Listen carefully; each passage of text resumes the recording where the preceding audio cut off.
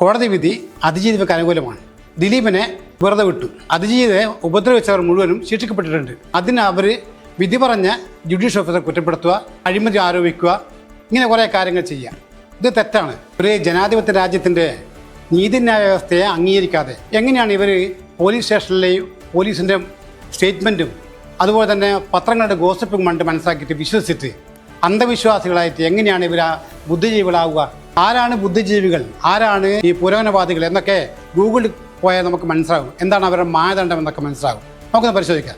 ഒരു ബുദ്ധിജീവി എന്ന് പറയുന്നത് ഒരു വിഷയത്തെയും സമൂഹത്തെയും ഭൗതിക തലത്തിൽ വിലയിരുത്തുന്നവരും സത്യത്തെ കണ്ടെത്താൻ തർക്കശേഷിയും തെളിവുകളും ആശ്രയിക്കുന്നവരുമാണ്. ഈ പുരോഗമന ചിന്താഗതിക്കാർ എന്ന് പറയുന്നത് സമൂഹത്തിൽ മാറ്റം വേണമെന്ന് ആവശ്യമുള്ളവരും അത് ശാസ്ത്രീയമായും മാനവിക സമത്വ സ്വാതന്ത്ര്യ മൂല്യങ്ങളെ അടിസ്ഥാനമാക്കിയുള്ളതായിരിക്കണം. അത്തരം ആളുകളെയാണ് നമ്മൾ പുരോഗമനവാദി എന്ന് പറയുന്നത്. എല്ലാ ബുദ്ധിജീവികളും പുരോഗമനവാദി ആവുന്നില്ല. അപ്പോൾ ഈ ബുദ്ധിജീവികളുടെ ഡെഫിനേഷൻ എങ്ങനെയായിരിക്കുമ്പോൾ സ്വാഭാവികമായിട്ടും അതിനനുസരിച്ച് പ്രവർത്തിക്കുന്നവരാണ് അവരൊക്കെ. ഈ പുരോഗമനവാദികൾക്കും ബുദ്ധിജീവികൾക്കും അറിവുണ്ടാവണം. അറിവ് എന്ന് പറഞ്ഞാൽ ആർക്കും നേടാവുന്നതാണല്ലോ. ആ അറിവ് നേടണമെങ്കിൽ പത്രം വായിച്ചോ പുസ്തകങ്ങൾ വായിച്ചോ അല്ലെങ്കിൽ കേട്ടറിവോ ആയിരിക്കാം. പക്ഷേ തിരിച്ചറിവുണ്ടാവണം. തിരിച്ചറിവുണ്ടായാൽ മാത്രമേ എന്ത് ചെയ്യാൻ പറ്റൂ, ഒരാൾക്ക് ശരിയായ രീതിയിൽ വിലയിരുത്താൻ പറ്റൂ. അതിന് അറിവ് പോരാ.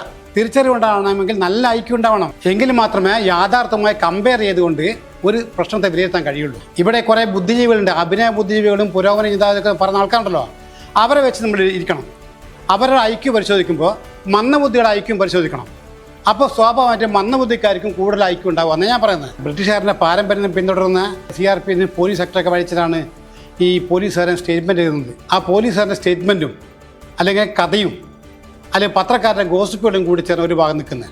മറുഭാഗത്ത് ഇതൊക്കെ വിലയിരുത്തിക്കൊണ്ട് കോടതി വിധി പറഞ്ഞിരിക്കുന്നു. ആ കോടതി വിധിയാണോ നിങ്ങൾ അംഗീകരിക്കുന്നത്, അല്ലെങ്കിൽ ഈ പത്രക്കാരൻ്റെയും പോലീസുകാരൻ്റെയും ഗോസിപ്പുകളോ? ജനാധിപത്യ രാജ്യത്ത് ഒരു ബുദ്ധിജീവിയും അതുപോലെ തന്നെ പുരോഗമന ചിന്താഗതിക്കാരെ അംഗീകരിക്കണമെങ്കിൽ അവർ നിലവിലുള്ള അവസ്ഥയിലുള്ള ജുഡീഷ്യൽ അംഗീകരിച്ചാൽ മതിയാവും. ബുദ്ധിജീവികൾ എന്ന് പറയണ്ടല്ലോ, അവർക്കെതിരെ പോലീസ് വല്ല കേസ് കൊടുത്തായിരിക്കട്ടെ.